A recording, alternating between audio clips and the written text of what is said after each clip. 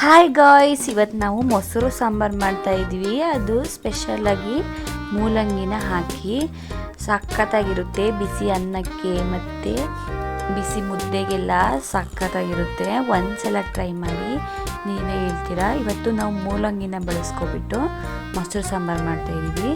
ಹೇಗೆ ಮಾಡಿ ಏನೇನೆಲ್ಲ ಬೇಕು ನೋಡೋಣ ಬನ್ನಿ. ಮೊದಲಿಗೆ 1 ಗೆಡ್ಡೆ ಬೆಳ್ಳುಳ್ಳಿ, ಸ್ವಲ್ಪ ಜೀರಿಗೆ, ಸ್ವಲ್ಪ ಸಾಸಿವೆ, ಸ್ವಲ್ಪ ಕೊತ್ತಂಬರಿ ಸೊಪ್ಪು, ಸ್ವಲ್ಪ ಕರಿಬೇವು, ಒಂದು 10ರಿಂದ 15 ಹಸಿರು ಮೆಣಸಿನ್ಕಾಯಿ ಮತ್ತು ಕಡಲೆಬೇಳೆ.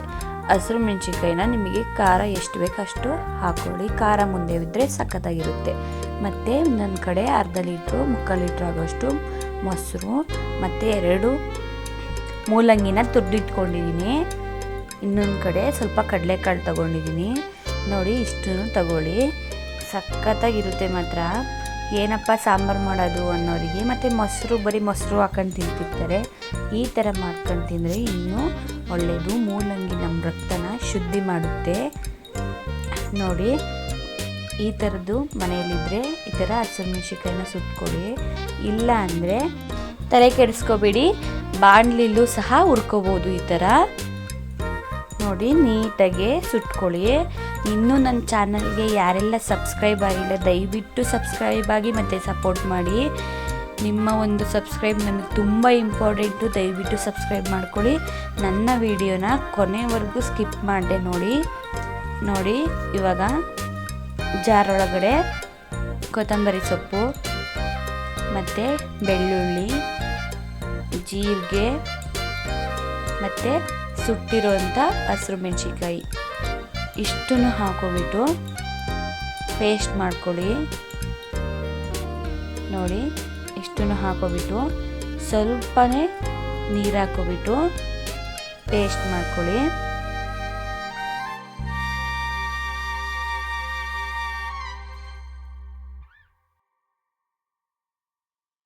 ಇವಾಗ ಪೇಸ್ಟ್ ಆಗಿದೆ ನೋಡಿ. ಇನ್ನೊಂದು ಕಡೆ ಬಾಣಲಿ ಇಟ್ಕೊಬಿಟ್ಟು ಸ್ವಲ್ಪ ಆಯಿಲ್ ಹಾಕ್ಕೊಬಿಟ್ಟು ಕರಿಬೇವು, ಜೀರಿಗೆ ಮತ್ತು ಸ್ವಲ್ಪ ಸಾಸಿವೆ ಹಾಕೋಬಿಟ್ಟು ಕಡಲೆಬೇಳೆ ಮತ್ತು ಒಂದು ಚಿಕ್ಕದಾಗಿ ಹೆಚ್ಚಿರುವಂಥ ಈರುಳ್ಳಿ ಇಷ್ಟು ಹಾಕೋಬಿಟ್ಟು ನೀಟಾಗಿ ಫ್ರೈ ಮಾಡ್ಕೊಳ್ಳಿ. ಬ್ರೌನ್ ಆಗೋವರೆಗೂ ಈರುಳ್ಳಿ ಫ್ರೈ ಮಾಡ್ಕೊಳ್ಳಿ. ಆಮೇಲೆ ನಾವು ಇಲ್ಲಿ ರುಬ್ಬಿದ್ದಂಥ ಮಸಾಲನ್ನು ಸಹ ಸೇರಿಸ್ಕೊಬಿಟ್ಟು ಫ್ರೈ ಮಾಡ್ಕೋಬೇಕು.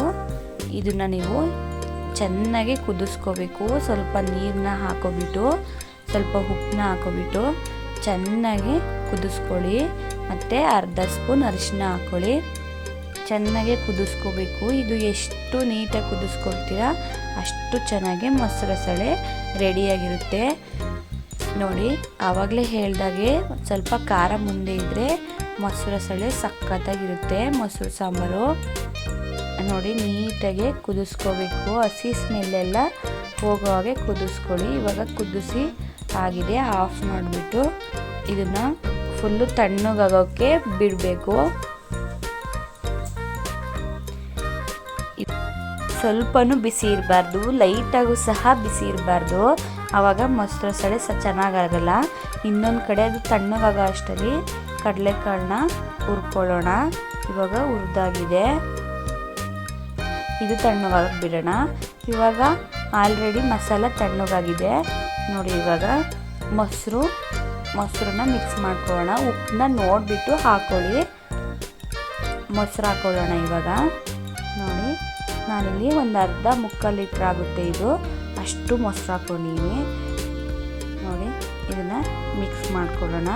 ಇವಾಗ ತುರಿದಿದಂತಹ ಮೂಲಂಗಿನ ಈ ಥರ ಅದರ ನೀರು ತೆಕ್ಕೊಳ್ಳೋಣ.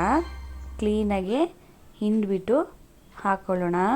ಮೂಲಂಗಿ, ಮೊಸರು ಮತ್ತು ಹಸಿರು ಮೆಣಸಿನ್ಕಾಯಿ, ಕೊತ್ತಂಬರಿ ಸೊಪ್ಪು ಇವು ಎಲ್ಲದರಿಂದನೂ ತುಂಬಾ ಬೆನಿಫಿಟ್ ಇದೆ. ಮೂಲಂಗಿಯಲ್ಲಿ ಮಾತ್ರ ರಕ್ತ ಶುದ್ಧಿ ಆಗುತ್ತೆ. ಇನ್ನೂ ತುಂಬಾ ಬೆನಿಫಿಟ್ ಇದೆ. ಮೂಲಂಗಿನ ತಿನ್ನೋಕ್ಕೆ ಇಷ್ಟಪಡದೇ ಇದ್ದರೂ ಈ ಥರ ಮಾಡ್ಕೊಂಡು ತಿಂದರೆ ಸಖತ್ತಾಗಿರುತ್ತೆ. ನೋಡಿ, ನೀಟಾಗಿ ಮಿಕ್ಸ್ ಮಾಡ್ಕೊಳ್ಳಿ. ಇವಾಗ ಸ್ವಲ್ಪ ಮೊಸರು ತಗೊಂಡಿದ್ವಲ್ಲ ಅದೇ ಇದರಲ್ಲಿ ಸ್ವಲ್ಪ ನೀರು ಹಾಕ್ಕೊಳ್ಳೋಣ. ನೋಡಿಬಿಟ್ಟು ನೀರು ಹಾಕ್ಕೊಳ್ಳಿ. ನೋಡಿ ನೀಟಾಗಿ ಮಿಕ್ಸ್ ಮಾಡಿ. ಮಿಕ್ಸ್ ಆದ ನಂತರ ಕಡಲೆಕಾಳನ್ನ ಸಹ ಹಾಕೋಬಿಟ್ಟು, ಹುರಿದಿದಂಥ ಕಡಲೆಕಾಳನ್ನ ಸಹ ಹಾಕೋಬಿಟ್ಟು ಮಿಕ್ಸ್ ಮಾಡ್ಕೊಳ್ಳೋಣ. ಇವಾಗ ಮೊಸರು ರಸಳೆ ರೆಡಿ. ಸಖತ್ತಾಗಿರುತ್ತೆ. ಒಂದ್ಸಲ ಟ್ರೈ ಮಾಡಿಬಿಟ್ಟು ಹೇಗಿದೆ ಅಂತ ಹೇಳಿಬಿಟ್ಟು ಕಮೆಂಟ್ಸ್ ಮಾಡಿ. ದಯವಿಟ್ಟು ನಮ್ಮ ಚಾನಲ್ಗೆ ಸಪೋರ್ಟ್ ಮಾಡಿ ಅಂತ ಕೇಳ್ಕೊಳ್ತಾ ಇದ್ದೀನಿ. Thank you for watching.